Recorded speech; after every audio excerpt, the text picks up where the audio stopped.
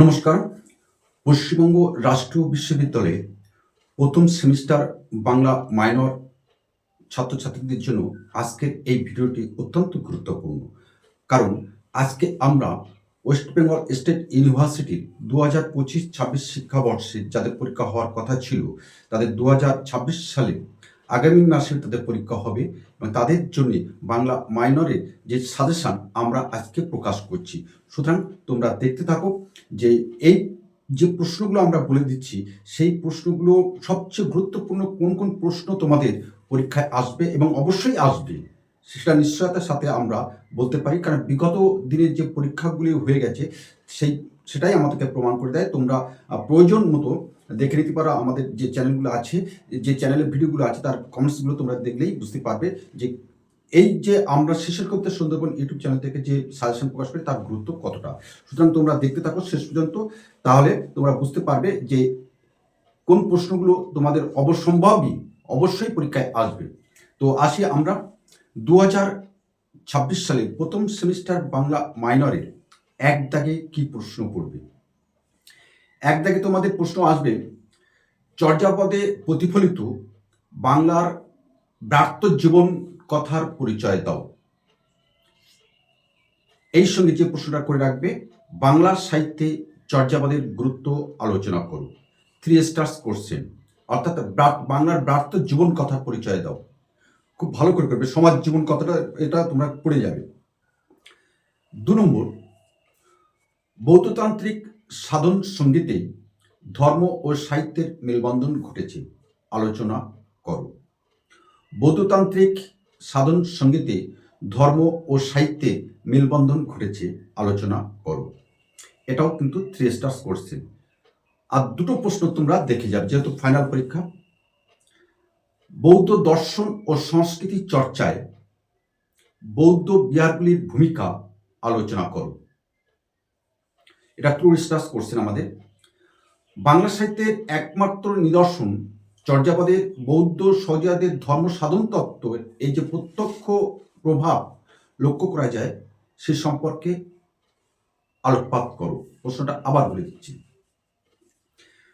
বাংলা সাহিত্যের একমাত্র নিদর্শন চর্যাপদের বৌদ্ধ সহজিয়াদের ধর্ম সাধন তত্ত্ব এর যে প্রত্যক্ষ প্রভাব লক্ষ্য করা যায় সে বিষয়ে আলোকপাত করো। এটা ছিল তোমাদের প্রথম ইউনিটের প্রশ্ন। ইউনিট 2 এর গদাকে যে প্রশ্নটা তোমাদের পড়বে, শ্রীকৃষ্ণ কীর্তন কাব্যের আবিষ্কার নামকরণ সম্পর্কে লেখো। কাব্যটি কার লেখা, কাব্যটি কয়টি খণ্ড ও কি কি, কাব্যটি রচনায় কবি দক্ষতার পরিচয় দাও। Most important question. 3 স্টার্স অপর যে প্রশ্নটা আমরা সিলেক্ট করেছি সেটি হলো, বাংলা সাহিত্য সংস্কৃতিতে তুর্কি আক্রমণের প্রভাব ও গুরুত্ব আলোচনা করো। এই দুটি প্রশ্ন মূলত 3 স্টার্স। পাশাপাশি 2 স্টার্স যে প্রশ্নগুলো তোমরা দেখে যাবে, আর্য অনার্য সংস্কৃতি ও তার সমন্বয়ের ইতিহাস। আর্য ও অনার্য সংস্কৃতি এবং তার সমন্বয়ের ইতিহাস, তুর্কি বিজয়ে সামাজিক প্রভাবের দিকটি সংক্ষিপ্ত পরিচয় দাও। অর্থাৎ 2 নম্বর 3 স্টার্স যে প্রশ্নটা করে গেছি সেই প্রশ্নটা করলে এটা করা যাবে।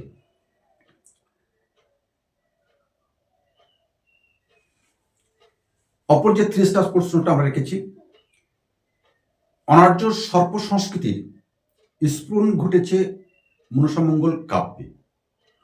অনার্য সর্প সংস্কৃতির স্ফুরণ ঘটেছে মনসামঙ্গল কাব্যে। মন্তব্যটি গ্রহণযোগ্যতা বিচার করো। Most important question.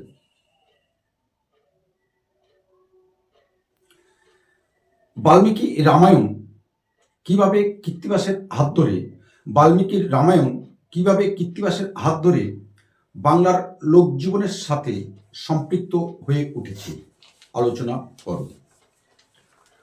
আর্য ব্রাহ্মণ্য সংস্কৃতির শ্রেষ্ঠ ঐতিহ্যকে মালাধর বসু তার ভাগবত অনুবাদের মধ্যে দিয়ে কিভাবে লোকগ্রাহ্য করে তুলেছে তা আলোচনা করব। পাশাপাশি যে প্রশ্নটা দেখে যাবে, চণ্ডীমঙ্গল অথবা ধর্মমঙ্গল কাব্যে আর্য অনার্য সংস্কৃতির সমন্বয় ঘটেছে, আলোচনা করব। চণ্ডীমঙ্গল অথবা ধর্মমঙ্গল কাব্যে আর্য এবং অনার্য সংস্কৃতির সমন্বয় ঘটেছে, আলোচনা করো। এটা হচ্ছে তোমাদের 2 নম্বর ইউনিটের সাজেশন। বাংলা মাইনর প্রথম সেমিস্টারের 3rd ইউনিট অর্থাৎ একক 3-এর সাজেশন, যে প্রশ্নগুলো মোস্ট ইম্পর্টেন্ট। 1 দাগের যে প্রশ্ন আসবে একক 3-এর, মৈথিল কোকিল বিদ্যাপতিকে কেন বাংলা সাহিত্যে অন্তর্ভুক্ত করা হয়, সে বিষয়ে তোমার মতামত দাও। মৈথিল কবি বিদ্যাপতিকে কেন বাংলা সাহিত্যে অন্তর্ভুক্ত করা হয় সে বিষয়ে তোমার মতামত দাও। অথবা এটাই করে যাবে, এটা মানে 3 স্টার্স কোশ্চেন। আর এর থেকে বিদ্যাপতির করলে সঙ্গে 3 স্টার্স যে প্রশ্নটা আমাদের আছে, অষ্টাদশ শতকের অর্থনৈতিক সংকটের ছবি রামপ্রসাদ সেনের শাক্ত পদে কিভাবে মূর্ত হয়ে উঠেছে তার পরিচয় দাও। কিংবা প্রশ্নটা এইভাবে দিতে পারে, শাক্ত পদাবলিতে অর্থনৈতিক সংকটের ছবি কিভাবে মূর্ত হয়ে উঠেছে তা আলোচনা করো। একই প্রশ্ন রামপ্রসাদ দিয়েও দিতে পারে কিংবা শুধু শাক্ত পদাবলিতেও দিতে পারে। অষ্টাদশ শতকে শাক্ত পদাবলীর উদ্ভবের ইতিহাস, অষ্টাদশ শতকে শাক্ত পদাবলীর উদ্ভবের কারণগুলি আলোচনা করো। Most important 3 stars question, Bangla সাহিত্যে চৈতন্য সংস্কৃতির অবদান আলোচনা করো।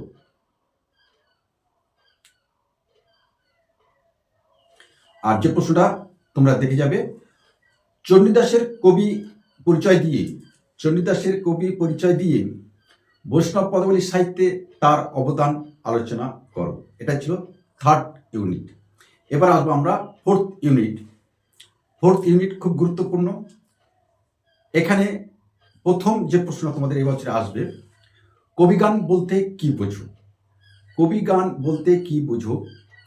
কবিগানের উদ্ভবের ইতিহাস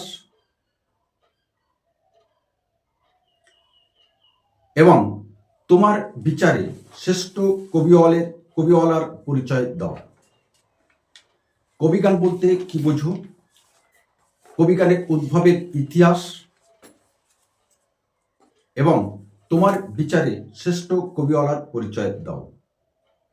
কিংবা প্রশ্নটা এভাবেও আসতে পারে, কবিগানের স্বরূপ এবং ইতিহাসের সংক্ষিপ্ত পরিচয় দাও। 3 স্টার্স অপর যে প্রশ্নটা, পাঁচালী কি? বাংলা ভাষায় 4 জন পাঁচালীকারের নাম লেখো। পাঁচালী রচনায় যে কোনো একজন পাঁচালীকারের ভূমিকা নিরূপণ করো। মোস্ট ইম্পর্টেন্ট কোশ্চেন কিন্তু এটা। দেখে যাবি যে প্রশ্নটা, বাংলা সাহিত্যের কোন কাল পর্বকে অবক্ষয় পর্ব বলা হয় এবং কেন এই পর্বকে অবক্ষয় পর্ব বলা হয় আলোচনা করো। লাস্ট 3 স্টার কোশ্চেন, টপ্পা গানের স্বরূপ, বৈশিষ্ট্য, বৈচিত্র্য এবং উদ্ভবের ইতিহাস সম্পর্কে সংক্ষিপ্ত আলোচনা করো। টপ্পা গানের স্বরূপ, প্রকৃতি, বৈচিত্র্য এবং উদ্ভবের ইতিহাস সম্পর্কে আলোচনা করো। 4 নম্বর একক গেল। এবার একটা যে সমস্যাটা তোমাদের দেখা দেয় সেটা আমরা বুঝতে পারি যে 2 দাগে তোমাদের টিকা কমন পাও না, কিন্তু আমরা বলে দিচ্ছি আজকে এই ভিডিওটি আমরা প্রকাশ করে দিচ্ছি। 2026 সালের বাংলা মাইনর প্রথম সেমিস্টারের যে পরীক্ষা হতে চলেছে, টিকা অবশ্যই কমন পাবে। আমরা ঠিক যেমনভাবে বলে দিচ্ছি সেইভাবে তোমরা করে যাবে। শাক্ত পদাবলিতে কমলাকান্ত ভট্টাচার্য, আখড়াই গান, পরাগলি মহাভারত, রাঢ়ের জাতীয় মহাকাব্য, অভিসার পর্যায়ে পদ রচনায় বিদ্যাপতির কৃতিত্ব। বিদ্যাপতি আমরা মূল প্রশ্ন দিয়ে দিচ্ছি, এখানে টিকায় রাখলাম অভিসার পর্যায়ে কেবলমাত্র। চর্যাপদের ঐতিহাসিক গুরুত্ব, চণ্ডীমঙ্গল কাব্যে অনার্য সংস্কৃতি, মূল প্রশ্নেও দেওয়া আছে। অবক্ষয় যুগে হাফ আগ্রাই চর্চা ও তার সামাজিক ফলশ্রুতি, নাথ ধর্ম সংস্কৃতি অথবা নাথ সাহিত্যে সামাজিক ও ধর্মীয় প্রেক্ষিত। এই যে 8টি টিকা দিলাম, এর থেকে অবশ্যই তোমরা 4টি কমন পাবে। ঠিক এইভাবে তোমরা করে গেলে কমন পেয়ে যাবে।